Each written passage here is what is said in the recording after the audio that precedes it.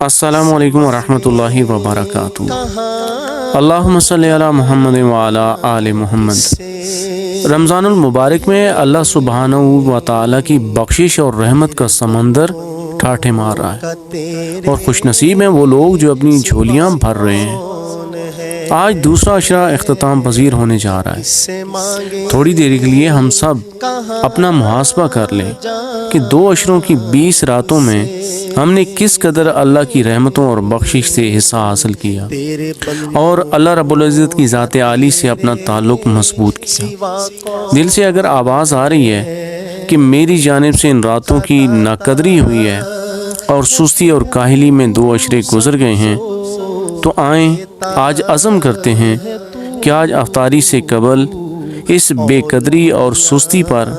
اللہ سے احساس ندامت کے ساتھ معافی مانگتے ہیں، اور آج پہلی طاق رات کو اس یقین کے ساتھ اللہ کی عبادت میں گزارتے ہیں کہ یہی طاق رات لیلۃ القدر ہے، کیونکہ آخری عشرے کی جو طاق راتیں ہیں لیلۃ القدر ان میں ہوتی ہے، اور اس ایک رات میں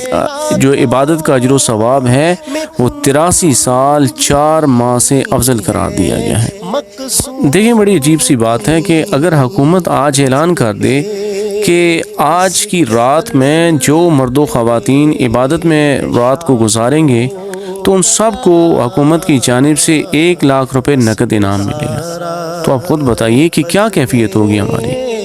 یہاں 1000 مہینوں سے بھی افضل عبادت کا اجر و ثواب صرف 1 رات کی عبادت کے بدلے میں مل رہا ہے، اور مغرب سے لے کر طلوع فجر تک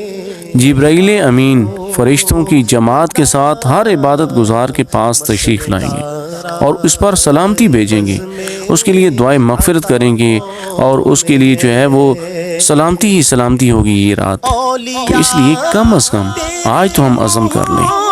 اور اس آخری عشرے کو جو ہے وہ اعتکاف کے ساتھ بہت زیادہ مناسبت ہے، اور اعتکاف کرنے کا مقصد بھی یہی ہوتا ہے تاکہ جو ہے یہ لیلۃ القدر ہمیں حاصل ہو جائے۔ لیلۃ القدر کے حصول کی خاطر اعتکاف بیٹھا جاتا ہے، تو اگر ہم خود 10 دن کے لیے اعتکاف نہیں بیٹھ سکتے تو کسی کو جو ہے وہ ترغیب دے کر ہم بٹھانے کی کوشش کریں، اور اپنے گھر کی خواتین کو جو ہے وہ موٹیویٹ کریں کہ وہ اعتکاف کا اہتمام کریں۔ اگر وہ بھی نہیں بیٹھ سکتی 10 دن کے لیے تو کم از کم جو ہے وہ طاق راتوں کے اندر جو ہے ان سے اس بات کا اہتمام کروایا جائے۔ اور اس کے علاوہ ایک بڑی ہی عام بات کہ کم از کم اس آخری عشرے کے لیے اپنے گھروں میں موجود جتنی بھی تصاویر ہیں ان کو ہٹا دیں، ٹیلی ویژن سیٹ آف کر دیں، کیونکہ فرشتے ہر اس گھر میں داخل نہیں ہوتے جس گھر میں کتا ہو یا تصویر ہو۔ اور کم از کم جو ہے وہ تہجد کے وقت صلاۃ و تسبیح کا اہتمام ضرور کریں۔ اگر آسانی سے رات کی شروع کے پہر میں پڑھ سکتے ہیں تو شروع کے پہر میں پڑھ لیں، اور اس کے علاوہ قرآن پاک کی تلاوت، تسبیحات اور کچھ نہ کچھ صدقہ ضرور کریں،